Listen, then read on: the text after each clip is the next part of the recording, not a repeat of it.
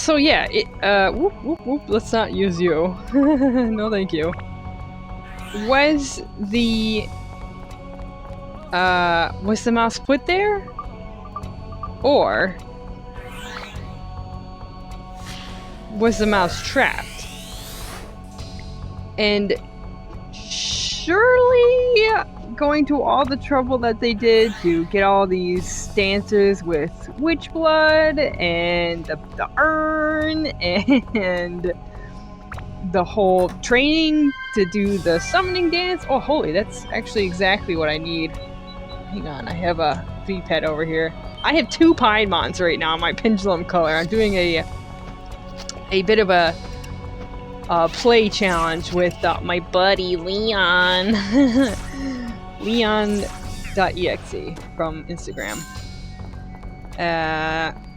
To see how long we can take him alive. So I'm going to try and keep mine alive for 30 days. That's as long as I've really kind of kept any V-pet alive.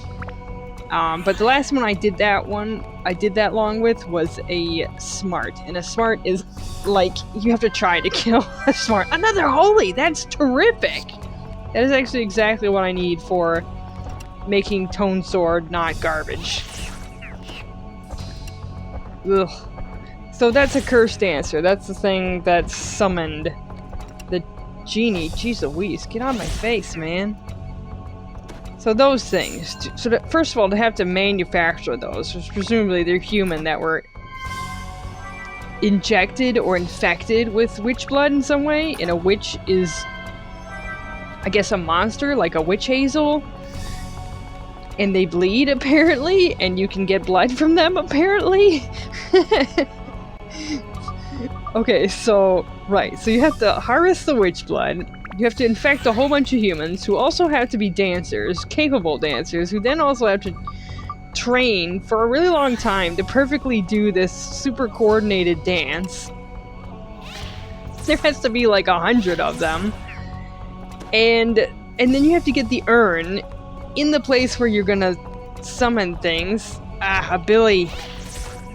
And the urn was very expensive, of course. So obviously only a general would really have the money and the means to do this kind of thing. Aside from like a king, obviously, which is how it started. So all this thought and steps and efforts go into this thing, and you're telling me nobody noticed that there was a mouse in the bottom of the urn? This is like Doug Jones Mackenzie, right? There's a mouse. There's the mouse in the beer bottle. How did nobody notice this?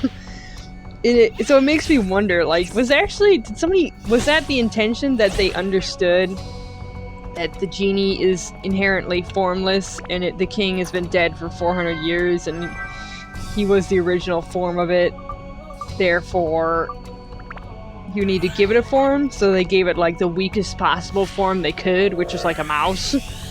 That would make like a lot of sense to me, right? Wouldn't that make sense to you, that like if you're gonna summon something really powerful and evil and it hasn't got a form, so you have to give it a form, why wouldn't you give it a form like that you could control? Like I don't know if anyone knows of this game, but Blood, it's a boomer shooter. And the premise of it is this cult is gonna summon this sort of like demon god thing called Chernobog. And it hasn't got a form, it's like a cosmic being. But once it takes a form, like once every gazillion years, then basically it's sort of like an apocalyptic event sort of a thing, because it's a god of chaos. Or it's like a god of chaos when it takes form, but otherwise it's sort of like more like dark matter, where it's kind of not chaotic, more like the way things are supposed to be in balance. So it's this kind of like ebb and flow of power. So this cult tries to summon it like every 1,000 years to kind of usher in like an apocalypse, basically. And that's the deepest lore of Blood. I don't know if most people even know that deep. Well, I suppose you do, because I think they kind of go over a little better in the second one, which was a 2000 sort of Half-Life era game. But anyway, so it has a similar premise in that you have to give this shapeless thing a shape, and usually they have like a chosen cult leader guy who's gonna be the like sort of sacrifice. It's like he becomes Chernobog, but Chernobog is also him at the same time. So it's not exactly a sacrifice. And so whatever the like mindset of the person that is taken over by Chernobog, or Chernobog becomes, is also like the shape Chernobog takes. So like, of course, in the second one, Chernobog is going to be summoned into the cult leader's body, and he wants to like end the world basically. So this iteration of Chernobog would be completely apocalyptic. So you have to go on a merry little quest to stop him as your majestic undead self, who is Caleb.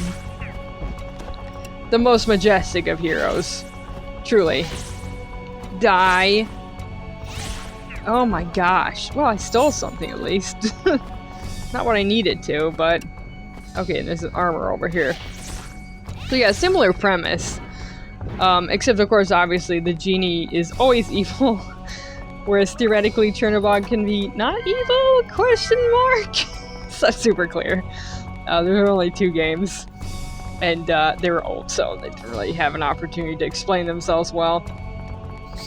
But yeah, similar premise. So like it would really make sense to me if they had to put a form in there, right? And we want it to be something that actually had like limbs and could do something and had some form of mammalian intelligence, but maybe could be like manipulated easily. You know, you wouldn't want to make it an insect, because like, imagine if you gave put darkness into an insect, you'd just be like raw instinct destructiveness, and you wouldn't be able to control it, right? That logic would follow, I would think.